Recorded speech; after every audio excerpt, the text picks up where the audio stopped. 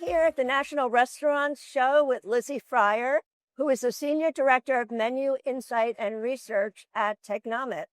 Hi, Lizzie. Hi, Pat. Thank you for having me. Sure. And you just did a big presentation on the culinary stage. So tell me about what you were talking about. Yeah, so we were talking about 4 disruptors driving menu trends and innovations. So essentially, we kind of started off our presentation talking around the state of menus today, getting into what's appealing to consumers, and then delved into our disruptors. And you began by talking about LTOs too, a little bit about that. Yeah. And I noticed that beverages are like going way up in limited time offers. Yeah. So do you think that will continue? I mean, we've noticed so much activity in the beverage segment. Absolutely. So last year, so 2024 going into 2025, non-alcohol beverages was the meal part showing the greatest growth in limited time offers.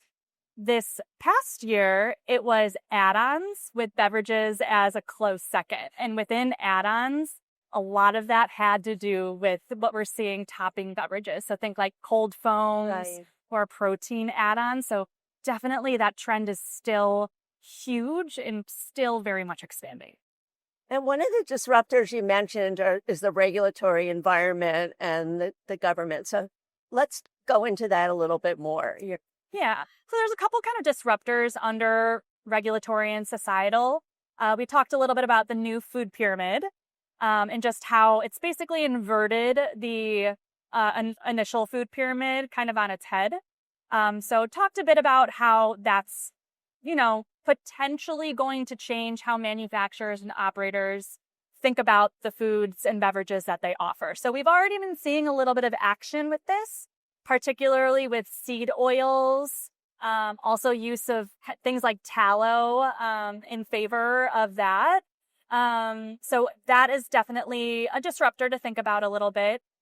We also talked about the normalization of cannabis under that societal disruptor. Right. Obviously, there's some regulatory implications with that. I know that we're coming up against a potential ban on some hemp-derived THC products coming up in November, but there's a lot of backlash against that. So who knows where that's going to go? But when you think about the normalization of cannabis, I mean, consumers are very excited about the potential to try some of these new drinks that have THC in them.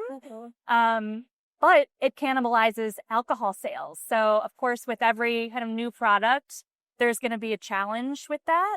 But that's definitely a quick moving one that we're watching as well. Yeah. Well, with the inversion of the pyramid, I mean, meat is, and, other proteins, but mostly meat is way on the top. So do you see menus offering more meat? I know they're offering more protein, but I mean, meat is so expensive. So Right. And so I think that's the thing. It's a lot of operators are taking a wait and see approach when it comes to the new food pyramid. But that being said, I mean, protein is all the rage right now. We're seeing everybody touting protein.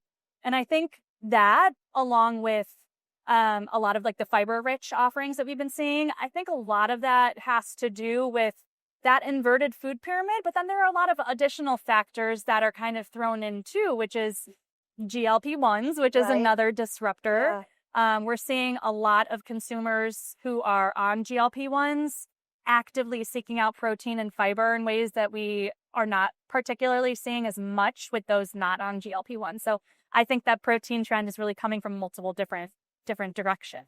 And GLP-1 seem to be making changes on like the appetizer part of the menu or the small plates.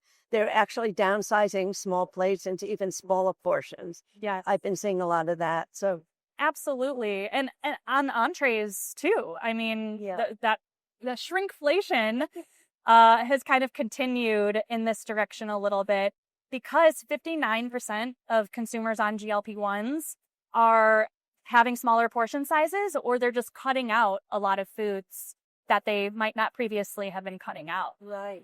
So that's definitely going to be something that we're going to be seeing more and more as more people start to kind of adopt the normalization of GLP-1s. I mean, we've been seeing this really kind of virality, I feel like, around this. People are talking about it and weight loss medications more broadly, much more than they would have.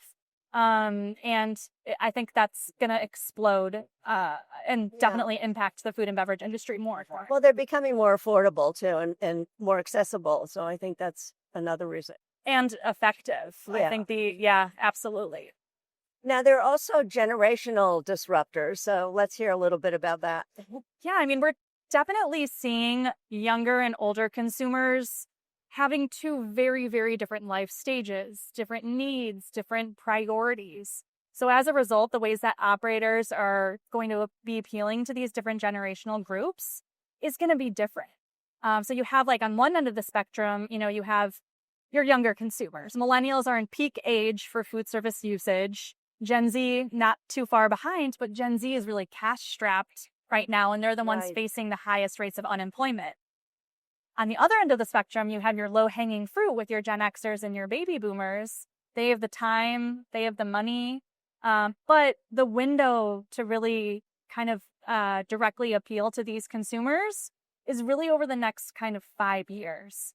We're seeing, high interest and high, visitation from some of these consumers. But for baby boomers in particular, we might see that share of food service usage drop off over time. But then, you have Gen Xers kind of right behind there. So got to find ways to appeal to them as well. Well, I think one of the reasons that, alcohol sales are down is because they're just too expensive for Gen Z. And, when I go out for cocktails in New York, I mean, they're $20 minimum now. Yes. So certainly the cost, but also I think we're just seeing increased interest from Gen Z for alternatives to those traditional alcohol occasions. So I think that's why we are seeing a lot of those hemp-derived THC beverages, no ABV in them, but also just kind of alcohol-free innovation more broadly. Yeah, there's a lot of that here at the show, that's for sure. Absolutely. Yeah. So another disruptor is like alternative channels that are competing with restaurants for food service. So tell me a little bit about that. Yeah, it's really interesting because it's not just looking at other restaurant operators as your competition anymore. You've got to look in the non-commercial space and some of these other kind of more innovative sectors. So, while on the topic of cannabis, we are seeing some cannabis lounges opening up, obviously in states where that's legal. And that's certainly going to be a major competitor for bars and taverns. But then when you think about convenience stores and a lot of their prepared foods areas are now morphing into what looks like a QSR restaurant chain. It's kind of wild. You can often see the food getting prepared right in front of you. The innovation in the convenience store space is very high. We're seeing a lot of increased limited time offers getting launched from convenience stores as well. So obviously that's much more pertaining to certain markets of the U.S. where convenience store visitation is a little bit more prevalent. But I would say that is definitely an area where competition is heating up. I'm really excited to see how some of the innovation comes out of those areas. Yeah, especially in the beverage sector. I mean, it seems like they're really expanding their beverage selection and, the kind of, I guess, elevating their beverage selections. Hugely, because convenience stores definitely play within that beverage space. So that's happening within coffee drinks, both iced and hot. But also kind of in that frozen beverage sector, you think of it for slushies, we're getting a lot of really innovative flavors, interesting smoothie and juices as well, often with like functional ingredients getting called out. It's just things that you would never have seen in that convenience store prepared foods section 10 years ago. So a lot of really interesting innovation. Yeah, lots of cool things. So can you talk a little bit about what's next? I know Technomic does a predictive analysis now. So what are you looking at maybe for next fall or, early winter? Yeah, I mean, I think we're definitely going to be seeing increasing limited time offer launches. We've been seeing that pretty regularly, since 2019, even through the pandemic. So I think that innovation is definitely going to be coming from LTOs. And I really think that the beverage boom is going to continue.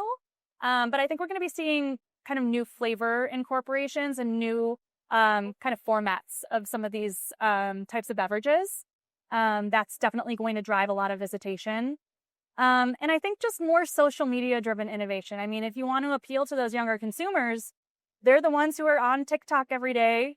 They are learning about restaurants through social media channels. And a lot of that is going to be what's driving them into the restaurant. If it's something that looks good on video or looks really nice through a picture, whether it be something that's super colorful or maybe a layered item like dirty soda, an interesting flight. I mean, there are a lot of different ways to make your menu items stand out. And I think we're going to be seeing operators kind of take that to the next level. Well, I can't wait to see all of that. Thanks so much. Thank you.